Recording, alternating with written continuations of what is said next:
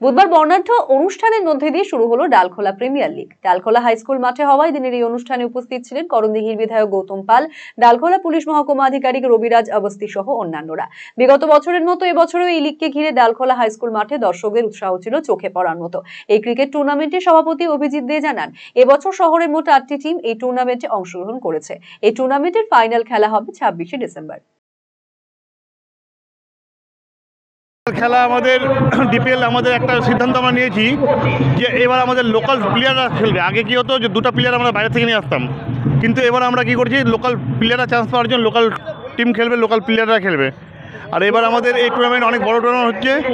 এই জেলার মধ্যে সবথেকে বড় টুর্নামেন্ট আমাদের হচ্ছে এবারকার ডিপিএল ডালখোলা প্রিমিয়ার লিগ। তাছাড়াও আপনারা দেখবেন আমাদের ফাইনাল ম্যাচে আমাদের অনেক বড় আকর্ষণ কিছু থাকবে। আর তাছাড়া আজকে আমাদের উদ্বোধন হলো, এখানে আমাদের এমএলএ গৌতম পাল এবং এসডিপিও ডালখোলা সবাই ছিল ভাইস চেয়ারম্যান।